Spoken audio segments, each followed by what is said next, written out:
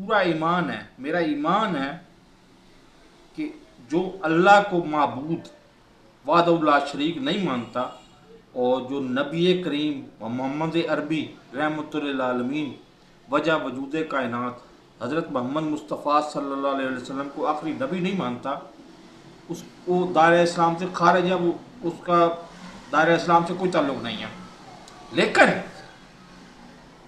یہ بہت سارے علماء، اچھے علماء بھی ہیں، میری ان سے بات بھی ہوتی ہے، سارا کچھ ہے، لیکن غالب اکثریت پاکستان کی ان ملاؤں کی ہے جنہوں نے پاکستان کا بیڑا غرق کر کے رکھ دیا ہے۔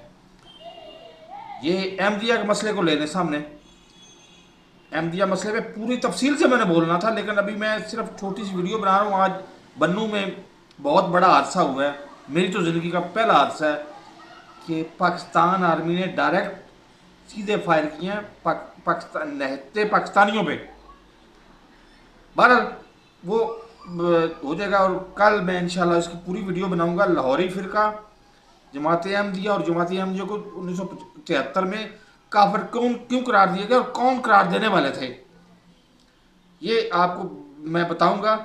میری اس ویڈیو سے کچھ نہیں ہوگا، لیکن آنے والے وقت میں کبھی بھی آئینی ترمیم کا مسئلہ درپیش ہو تو اس کانٹیکس میں اس کو دیکھا جائے، جس کانٹیکس میں میں چاہ رہا ہوں پاکستان، میں اپنا پاکستان، جس میں اپنے پاکستان میں جو قانون چاہ رہا ہوں وہ قانون ہونا چاہیے۔